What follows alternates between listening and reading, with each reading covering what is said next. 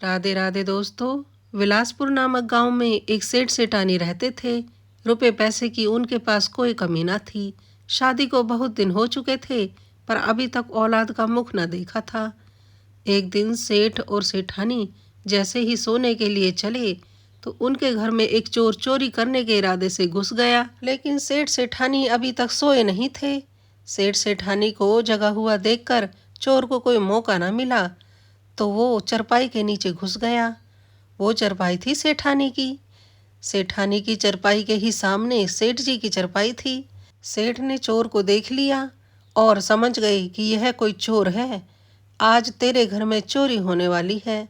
सेठ चुपचाप रहे, क्योंकि उन्हें यह भी अंदेशा था कि हो सकता है इसके और भी साथी हों, और ये अगर अकेला भी हुआ और मैंने अगर शोर मचाया या फिर इसे पकड़ने की कोशिश की तो हो सकता है ये सेठानी को नुकसान पहुंचा दे। इसलिए सेठ जी चुपचाप मौके की तलाश करने लगे। सेठ ने कुछ देर सोचा तो सेठ के दिमाग में एक योजना आई। सेठ ने सेठानी को आवाज लगाते हुए कहा, अजय सुनती हो? सेठानी को नींद आ रही थी, सो बोली, सेठ जी सुबह से शाम तक काम में खटती रहती हूँ, मुझे नींद आ रही है, सो मुझे सो जाने दो। सेठ ने फिर कहा, अरे एक बार सुन तो लो, मैं क्या कहना चाह रहा हूँ।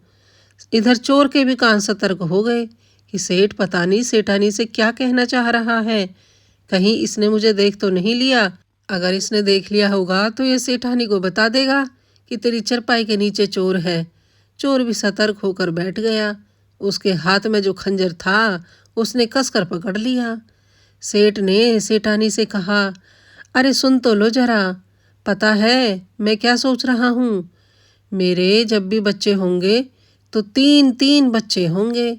सेठानी बच्चों की बात सुनकर चौंकी और बोली, अजी हमारे नसीब में औलाद कहाँ, होती तो अब तक हो जाती। चलो अब सो भी जाओ, बहुत रात हो गई है। सेठ ने कहा, तुम्हें सोना है तो तुम सो जाओ, मुझे तो बात करनी है। सेठानी ने खींचते हुए कहा, भला आज आपको इतनी रात में बच्चों के बारे में बात करने की क्या सूझी? अब आप सो भी जाओ, सुबह उठकर बच्चों के बारे में बात करेंगे। सेठ ने फिर कहा, नहीं सेठानी, मुझे नींद नहीं आ रही है।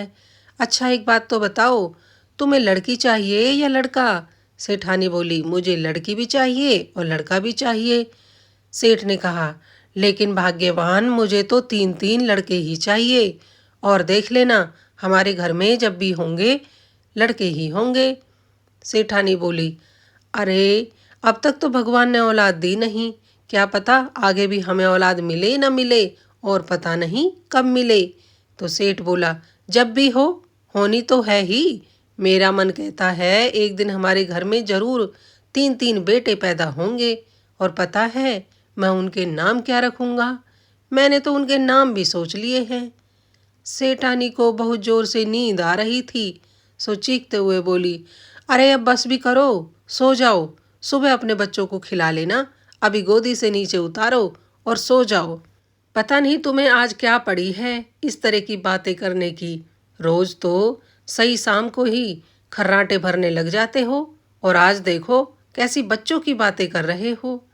सेठानी तो इतना कहकर करवट बदल कर लेट गई, पर सेठ फिर बोलता रहा, देख सेठानी, मुझे तो आज तुझसे बच्चों के बारे में बात करनी ही है, चाहे तू सो या जग, पर मैं तो बोलूँगा। इधर चोर भी चरपाई के नीचे लेटा लेटा सोच रहा था कि यह सेठ का बच्चा कब सोएगा। मेरी तो चरपाई के नीचे पड़े पड़े कमर भी उकड़ू हो गई है, सारी कमर दुख रही है। ये सो जाए तो मैं अपना काम करके चलता बनूं, पर सेठ है कि सोने का नाम ही नहीं ले रहा। चोर को सेठ पर खीज आ रही थी। थोड़ी देर चुप रहने के बाद सेठ ने फिर बोलना शुरू किया, पता है सेठानी, मैं अपने तीनों बेटों के क्या क्या नाम रखूंगा?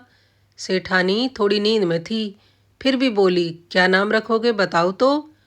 सेठ बोला, मेरे एक बेटे का नाम मैं रखूंगा शेरा, दूसरे का नाम रखूंगा कालू, और तीसरे का नाम रखूंगा चोर। चोर का नाम सुनते ही सेठानी के तो जैसे कान खड़े हो गए। सेठ की तरफ करवट बदल कर बोली, अच्छी, ये भी कोई नाम है भला? कौन अपने बच्चों के नाम चोर रखता है?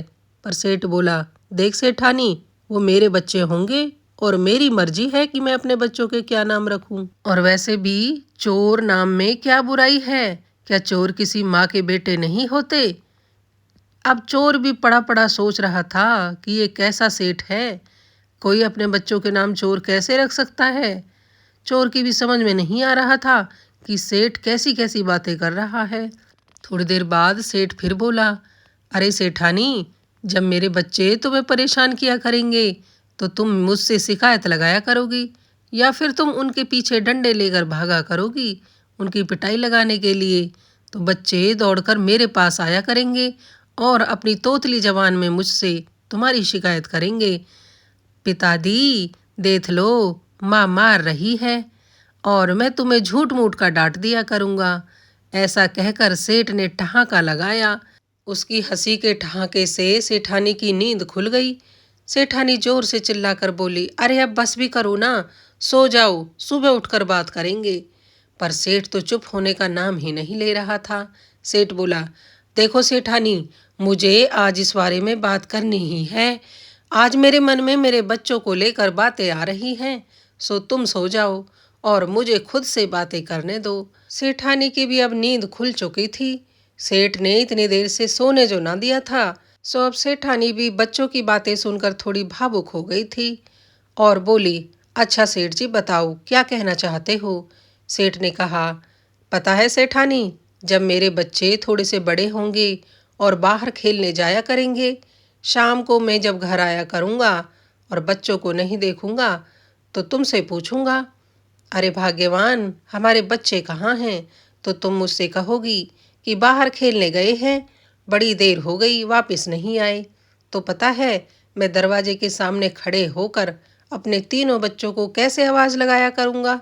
अब सेठानी दिलचस्पी लेते हुए बोली, अच्छा बताओ कैसे आवाज़ लगाया करोगे। तो सेठ ने कहा, मैं दरवाजे पर खड़े होकर बोला करूँगा, ओ शेरा, ओ कालू, ओ चोर, ओ शेरा, ओ कालू, ओ चोर। सेठ जोर जोर से चिल्लाने लगा। असल में शेरा और कालू सेठ के पड़ोस में रहने वाले दो पहलवानों के नाम थे, जो कि सेठ जी के अच्छे मित्र भी थे। तो सेठ ने तरकीब लगाकर उन्हें ही चोर के बारे में अवगत कराने की कोशिश की थी।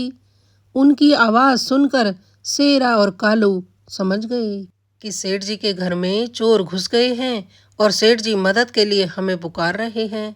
सो शेरा और कालू ने देर ना करते हुए दो चार मित्रों को अपने साथ और लिया और सेठ जी के घर जा पहुंचे। दरवाजे पर पहुंचते ही उन्होंने दरवाज़ा खटखटाना शुरू कर दिया। दरवाज़ा खटखटाने की आवाज़ सुनते ही सेठ लपक कर चरपाई से उतरे और दरवाज़ा खोल दिया।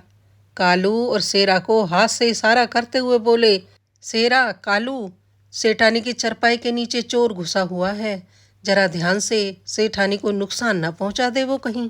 अब चोर जब तक कुछ समझता तब तक तो कालू और शेरा ने उसकी गर्दन पकड़ ली और चरपाई के नीचे से खींच लिया और तीन चार कस के उसमें लठ लगाए। तो चोर तो हाथ जोड़ने लगा। अब सेठ ने सबको पूरी बात बताई कि मैं इतनी देर से जो बच्चों की बातें कर रहा था ना, वो इसीलिए कर रहा था कि इसको शक भी ना हो और मेरे घर में चोर घुस आए हैं यह खबर मेरे मित्रों तक भी लग जाए। तो इसीलिए मैंने ये सब कहानियाँ बनाई थी, समझी सेठानी। अब सेठानी के साथ साथ चोर भी यह बात सुनकर हैरान था कि सेठ जी ने मुझे पकड़वाने के लिए क्या तरकीब लगाई। सभी लोग भी ठाका मारकर हंसने लगे और सेठ की भूरी भूरी प्रशंसा करने लगे और चोर को ले जाकर नगर कोतवाल को सौंप दिया। दोस्तों, आज की हमारी कहानी यहीं पर समाप्त होती है। आज की कहानी अगर थोड़ी सी भी अच्छी लगी हो तो एक लाइक कर देना। मेरे चैनल पर यदि पहली बार आए हैं तो चैनल को सब्सक्राइब कर लेना और दोस्तों बेल आइकन दबाना बिल्कुल ना भूलना, जिससे कि आने वाली वीडियोस की नोटिफिकेशन भी आपको मिलती रहे। कहानी के बारे में कोई राय देना चाहते हैं तो कमेंट बॉक्स में लिखकर हमें अपनी राय जरूर दें। आपको हमारी कहानियाँ कैसी लगती हैं कृपया हमें यह भी बताएं और वीडियो को ज़्यादा से ज़्यादा अपने दोस्तों के साथ शेयर करें। ऐसी ही मज़ेदार कहानी के साथ मैं सीमा यदुवंशी फिर आपके सामने हाजिर होंगी। राधे राधे।